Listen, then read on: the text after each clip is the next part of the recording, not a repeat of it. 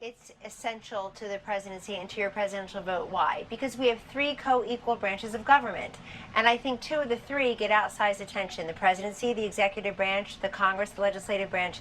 But it is the judiciary that has great dominion and authority over your personal liberties and your pocketbook issues.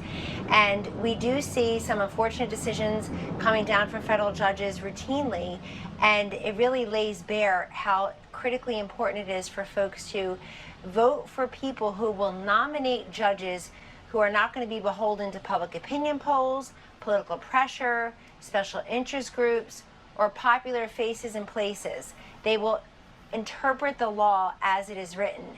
And that's never been more important. You know, Sean, we were together in the 2016 campaign in those last few months.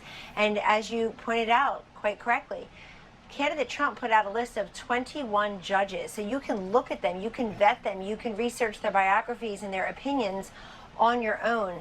And Hillary Clinton failed to do that. There's no indication Joe Biden will do that, because they know that people are going to immediately see these folks as making up the laws they go along, and they're going to reject that. That was an important piece for the president, also with evangelical voters, with libertarians, with original conservatives who are originalists when it comes to the Constitution.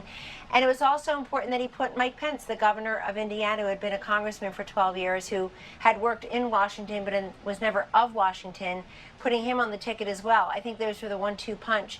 This president reshaping the federal judiciary is going to be one of the most, I think, in the top 5 or 10 of his legacy as president.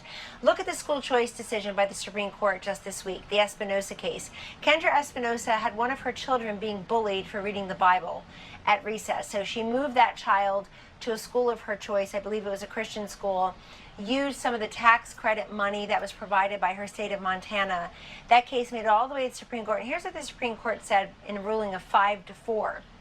The liberal bloc of 4 justices all stayed together against school children, particularly kids of color, having another choice from some of the failing public schools out there.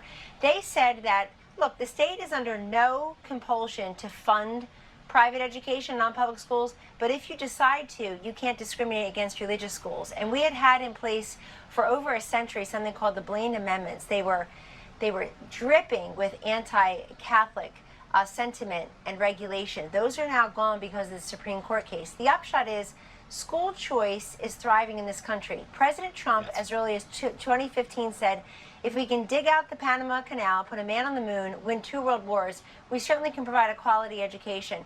Sean, I understand philosophical, political differences on big issues like guns and abortion and taxes. I get that. I've never, ever, in 30 years of doing this, heard a single compelling reason why somebody's against school choice, why you're against children, particularly kids in communities of color, having just a better option. It has tripartisan support. Majorities of Republicans, Democrats, Independents all support it, and it's highly supported by Hispanics and African Americans. Let's give these kids an extra choice and a chance at life. Yeah, absolutely. First of all, I just want to say I think absolutely on your points on the court are spot on. Biden does not want to put that list out there because people are going to see the kind of left-wing lunatics that he would put on the court.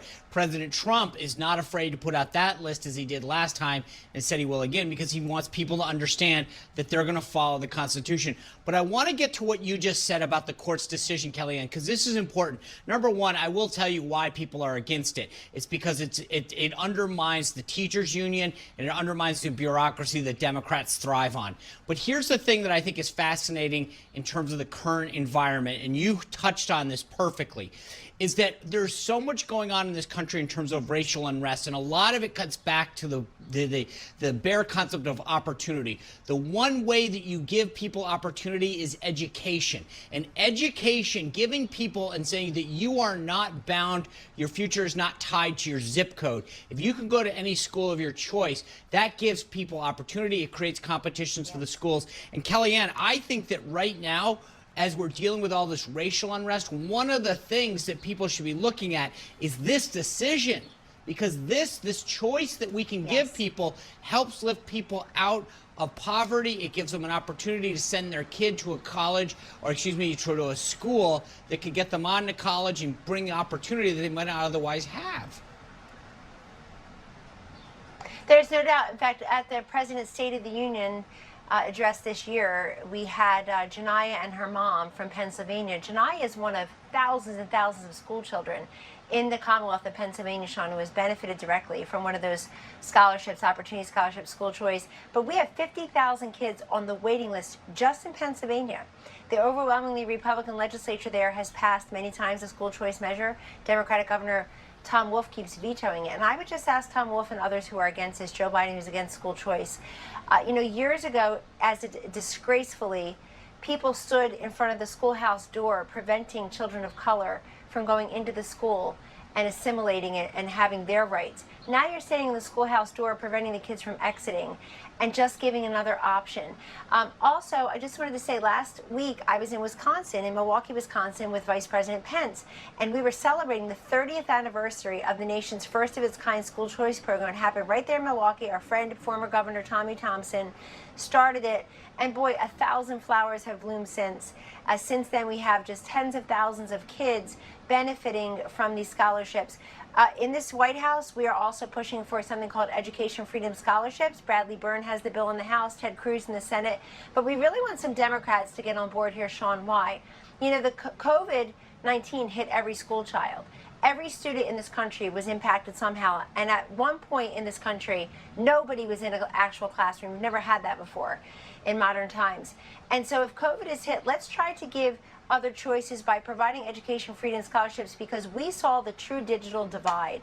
We saw the problems with distance learning for some of these kids who didn't have the technological capability, didn't have the tools necessary to allow them to compete and to learn in those last 3 months when they were trying to do it through distance learning. There was a real divide in the distance learning capabilities. We saw that in many communities. Another reason to have alternatives and opportunity scholarships, freedom scholarships for these students. I couldn't say it better, Kellyanne. People need to understand the importance of this and what you're talking about, what the court decided, what the administration is doing, because this is the key. If we can get people the education and the opportunity, it starts solving so many of the other problems that we have in this country. So, again, I thank you for coming back to the show and explaining this as two big issues between the court and school choice. So thank you again for being on. Look forward to having you back soon. We say, and I ask you to stay with us, lift up your voices in this great meeting in the heart of England, and to all the world, a message